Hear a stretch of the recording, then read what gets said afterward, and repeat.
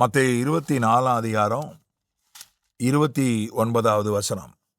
அந்நாட்களில் உபத்திரவம் முடிந்தவுடனே சூரியன் அந்தகாரப்படும், சந்திரன் ஒளியை கொடாதிருக்கும், நட்சத்திரங்கள் வானத்திலிருந்து விழும், வானத்தின் சத்துவங்கள் அசைக்கப்படும். அந்நாட்களில் உபத்திரவம் முடிந்தவுடனேனா அந்த 7 வருஷம் உபத்திரவ காலம் முடிஞ்ச உடனே 3 முதல் 3.5 வருஷம் அந்தி கிறிஸ்து உள்ளிட்ட 10 தலைவர்களின் கூட்டணி ஆட்சி.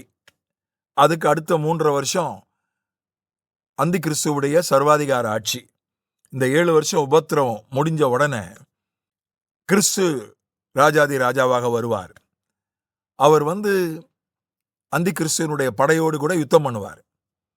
அப்போது சூரியன் அந்தகாரப்படும், சந்திரன் ஒளியை கொடாதிருக்கும், நட்சத்திரங்கள் வானத்திலிருந்து விழும், வானத்தின் சத்துவங்கள் அசைக்கப்படும்.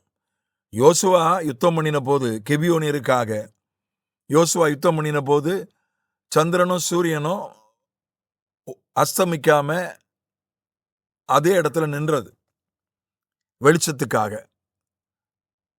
ஆனா இயேசு கிறிஸ்து யுத்தம் பண்ணும்போது ரெண்டுமே அஸ்தமித்திடும். சூரியனும் இருக்காது, சந்திரனும் இருக்காது. ஏன்னா அவர் தான் ஒளியா இருக்கிறாரே. அவர் ஒளியா இருக்கும்போது சந்திரனும் தேவையில்லை, சூரியனும் தேவையில்லை. நட்சத்திரங்கள் வானத்திலிருந்து விழும், வானத்தின் சத்துவங்கள் அசைக்கப்படும். நட்சத்திரங்கள் வானத்திலிருந்து விழும் என்று சொன்னால் விண்கற்களை அது குறிக்கிறது. விண்கற்கள் ஒரு வருஷத்துக்கு 5-10 விண்கற்கள் இப்போதும் பூமியில விழுந்து கொண்டுதான் இருக்கின்றன. சின்ன கற்களும் விழுகின்றன. இதுவரை விழுந்ததிலேயே மிகப்பெரிய விண்கல் 60 டன் எடை கொண்ட 6000 கிலோ கொண்ட ஒரு விண்கல் நமீபியாவிலே விழுந்திருக்கிறது. அதனுடைய நீளம் 9 அடி. அதே போல 2012ஆம் ஆண்டு அக்டோபர் மாதம் 17ஆம் தேதி தென்னாப்பிரிக்காவில் 2006 மேல தென்னாப்பிரிக்காவில் ஒரு விண்கல் விழுந்து ஒரு பெரிய குழி ஏற்பட்டிருக்கிறது. 2012ஆம் வருஷத்துல ஒரு விண்கல் விழுந்து ஒரு வீட்டு கூரை மீது விழுந்து அந்த வீட்டினுடைய கூரை உடைந்திருக்கிறது. இதெல்லாம் விஞ்ஞான பூர்வமாக நிரூபிக்கப்பட்ட விஷயங்கள். ஆனால் இந்த இயேசு கிறிஸ்து அந்தி கிறிஸ்துவோடு யுத்தம் பண்ணும்போது நிறைய விண்கற்கள் விழும். பெரிய பெரிய விண்கற்கள் விழும், நிறைய விண்கற்கள் விழும். அதுதான் நட்சத்திரங்கள் விழும் என்று சொல்வது இந்த விண்கற்களை தான் குறிக்கிறது. வெளிப்படுத்தின விசேஷம் 6ஆம் அதிகாரம் 13ஆம் வசனத்துல நட்சத்திரங்கள் விழுவதை குறித்து இதற்கு முன்னதாக நடக்க வேண்டிய சம்பவம், எதிர்காலத்தில் நடக்க வேண்டிய சம்பவம் தான் இந்த அந்தி கிறிஸ்துவோடு செய்ய வேண்டிய யுத்தத்துக்கு முன்னால நடக்க வேண்டிய ஒரு விஷயம். வெளிப்படுத்தின விசேஷம் 6ஆம் அதிகாரம் 13ஆம் வசனம், அத்தி மரமானது பெருங்காற்றினால் அசைக்கப்படும் போது அதன் காய்கள் உதிர்கிறது போல வானத்தின் நட்சத்திரங்களும் பூமியில விழுந்தது.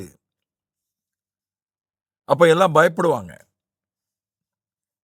எல்லாரும் ராஜாக்கள், பெரியோர்கள், பணக்காரர்கள், தளபதிகள், பலசாலிகள், தொழிலாளர்கள், முக்கியமான நபர்கள் எல்லாரும் போய் மலையில போய் குகையில போய் ஒளிந்து கொள்வார்கள். அந்த மாதிரி ஒரு சம்பவம். சூரியன் கருத்து போயிடும், சந்திரன் ரத்தமா மாறிடும். அப்புறம் வெளிப்படுத்த விசேஷம் 8ஆம் அதிகாரம் 10ஆம் வசனத்துல இன்னொரு விண்கல் விழும். அதுக்கு எட்டின்னு பேரு.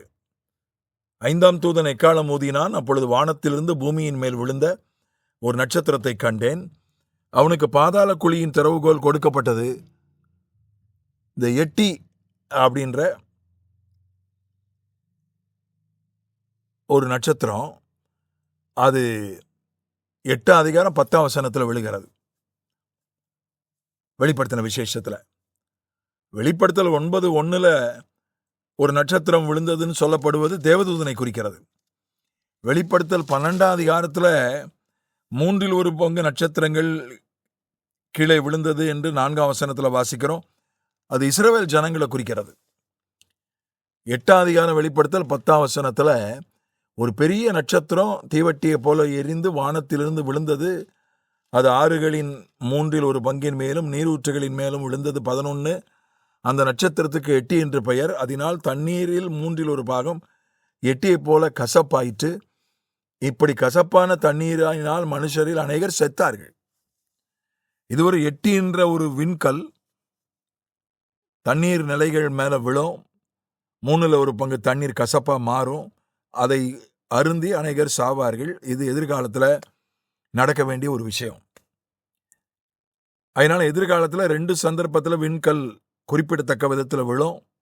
3வது சந்தர்ப்பத்தில் அந்தி கிறிஸ்துவோடு கிறிஸ்து யுத்தம் பண்ணுகிற அர்மேகதான் யுத்தத்தில் ஏராளமான விண்கற்கள் விழும். அதுதான் நட்சத்திரங்கள் விழும்னு சொல்லப்பட்டிருக்கிறது. புரிகிற பாஷையில் சொல்லப்பட்டிருக்கிறது. யோவேல் 2:10 31 யோவேல் 3:15 சொல்லப்பட்டிருக்கிறது. வானத்தில் அடையாளங்களை காட்டுவேன் என்று சொல்லப்பட்டிருக்கிறது. ஆகவே அவர் வானங்கள் தேவனுக்குரியவை.